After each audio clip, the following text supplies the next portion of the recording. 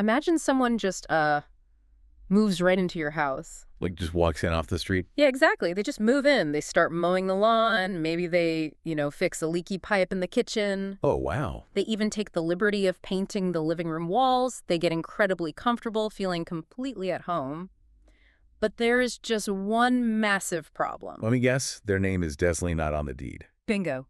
Their name isn't on the deed. So they are acting like an owner, but functionally, they are just a highly proactive squatter. Right. And the second the person whose name is actually on that piece of paper shows up, the reality of this situation is going to cause a massive disruption. Oh, massive. And that disruption, that tension between who is living in the house and who actually holds the deed, well, that's the foundational concept we are digging into today.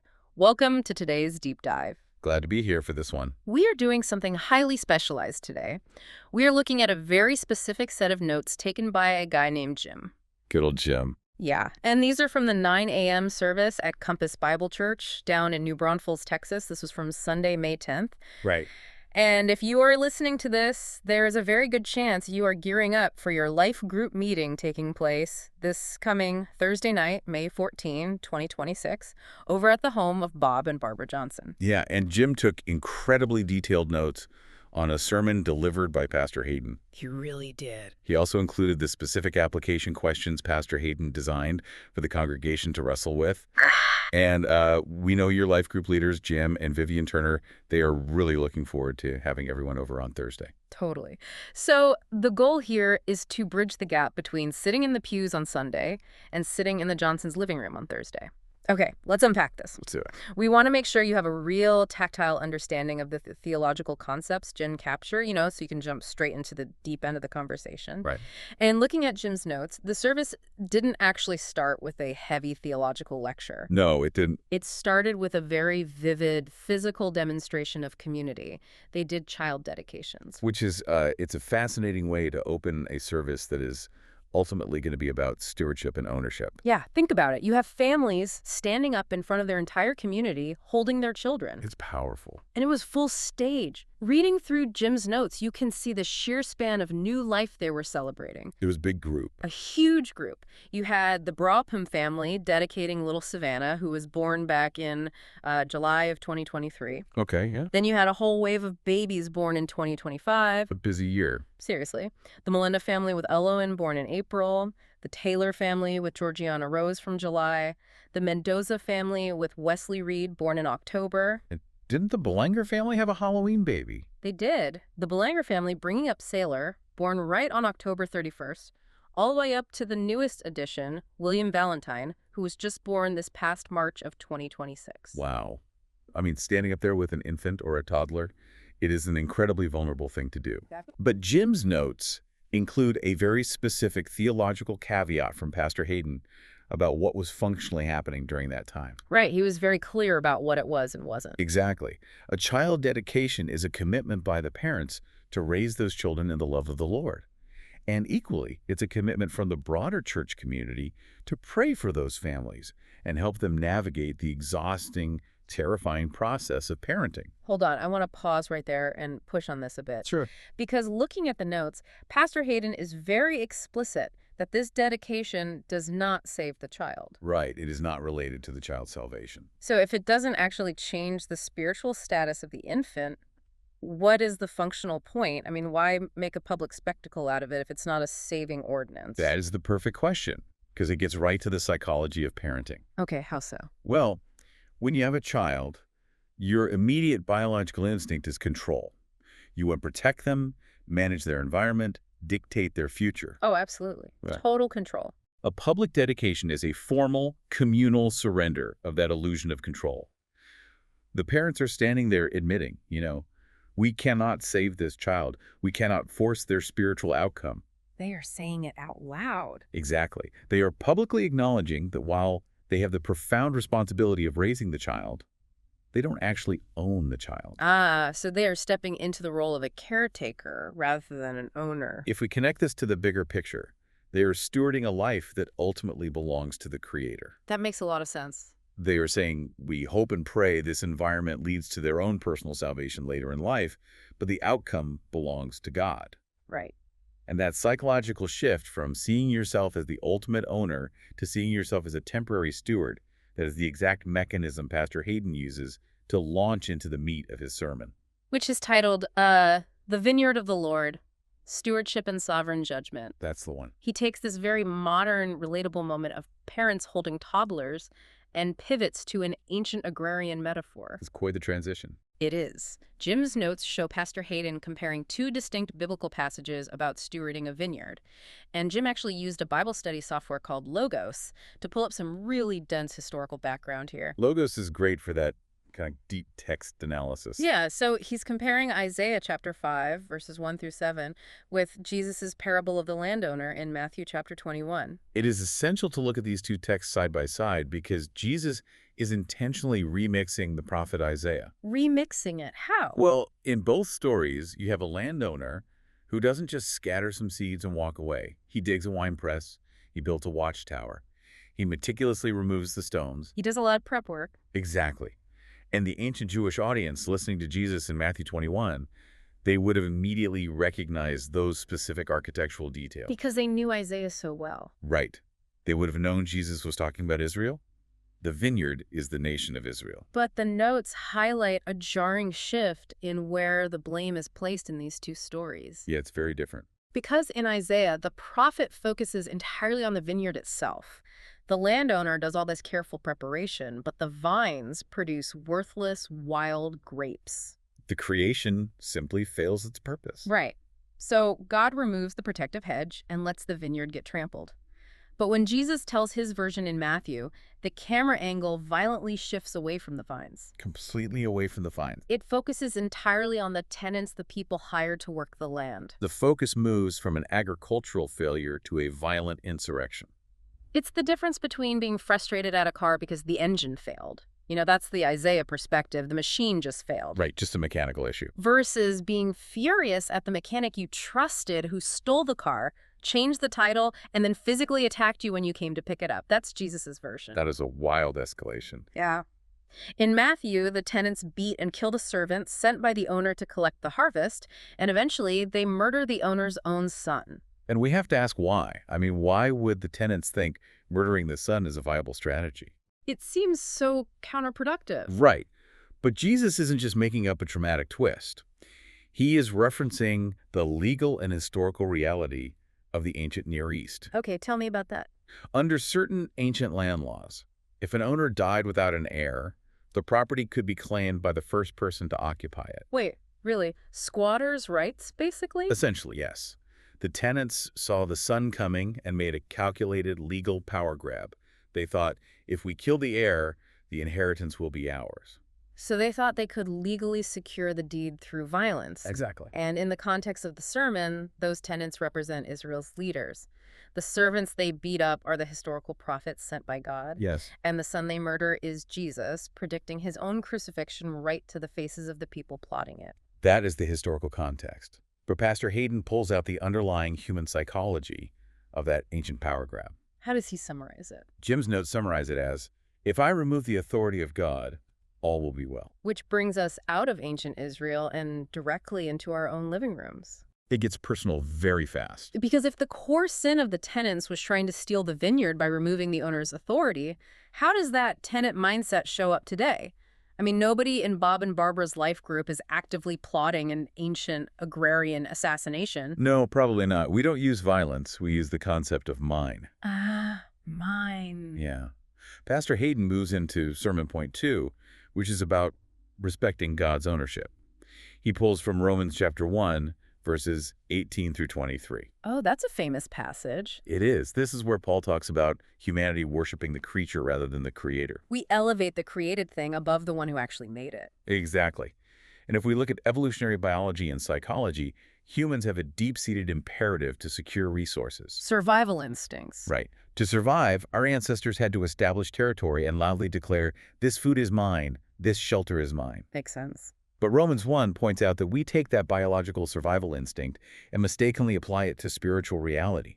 We look at our lives and assert ownership over things we merely manage. Pastor Hayden makes this incredibly tangible. And looking at Jim's notes, Pastor Hayden draws a really sharp modern contrast here. He doesn't hold back. And I want to be clear to the listener, we are just impartially reporting what is in the sermon notes here. We aren't taking a side, just conveying the ideas Jim captured. Absolutely. Completely neutral on our end. Right. So Pastor Hayden points to the cultural phrase, my body, my choice. And he contrasts that directly with the biblical framework, reframing it as God's body given to me and his choice. Okay. And he applies the exact same logic to our bank accounts. It is not my money. It is God's money given to us. How did we use it? What's fascinating here is how it is a complete inversion of how modern society teaches us to view our resources and our autonomy. It really is an inversion. And this brings us right back to that opening scenario of the squatter. Oh, right. The person living in the house. Yeah. Pastor Hayden asks how a person who professes to follow Jesus can live in the vineyard as if it's their own. He says it is functionally identical to being a squatter. It's a great analogy. You might be doing good things. You might be making the house look nice. But your presence is fundamentally illegitimate because you are refusing to acknowledge the actual name on the deed. And the terror of being a squatter is the looming inevitability that rent will eventually come due. Yep. The owner always comes back. The true owner always returns to inspect the property, which moves the sermon notes into the heavy reality of accountability. Right. Pastor Hayden pulls in 1 Corinthians chapter 3, verses 10 through 15, and 1 Corinthians chapter 4, verse 5. This is where the Apostle Paul talks about the Bema judgment.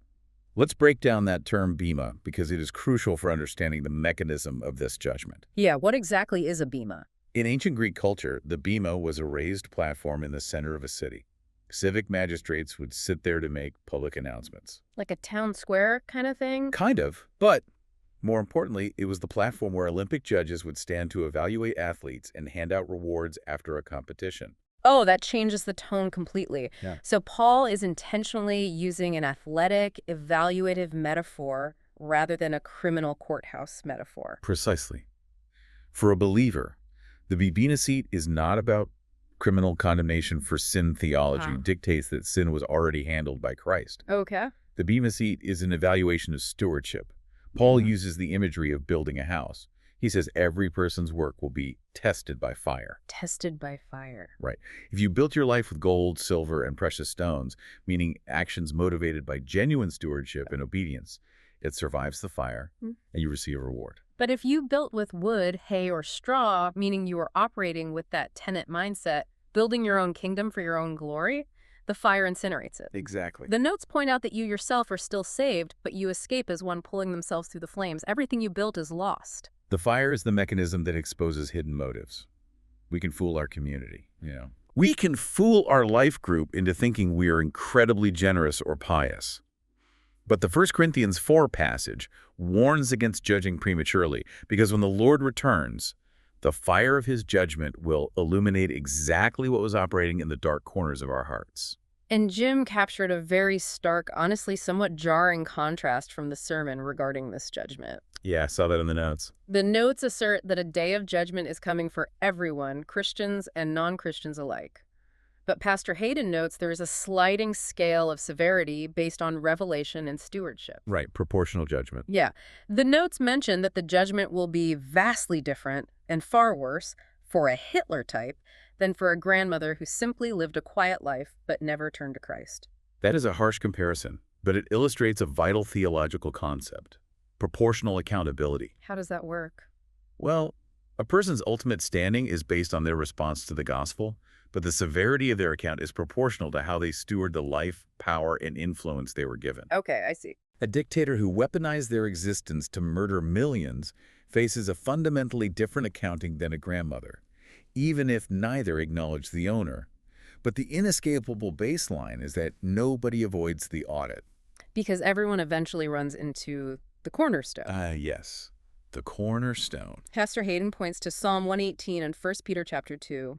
Jesus is described as the cornerstone that the builders rejected. Here's where it gets really interesting. If we think about ancient masonry, the cornerstone isn't just a decorative piece. It is the very first massive stone laid in the foundation. It sets the standard for everything. Exactly. Every other stone in the entire building is set in reference to that single block. It dictates the alignment, the angles, and the integrity of the entire structure. So if you reject the cornerstone, you aren't just tossing away a rock, you are ruining the entire building. You are sabotaging the whole project. This sermon outlines a very binary consequence here. You really only have two options. Option one, you build your house on him. You align every aspect of your life, your marriage, your finances, your body, to the precise angles of his authority. Or option two, you decide you want to build your own structure your own way. You trip over the cornerstone, and ultimately, you are crushed by it. It's a heavy thought. Very heavy. Jesus makes it clear that the vineyard will be taken away from the rebellious tenants and given to a people who will actually produce its fruit. It all belongs to God. Yeah.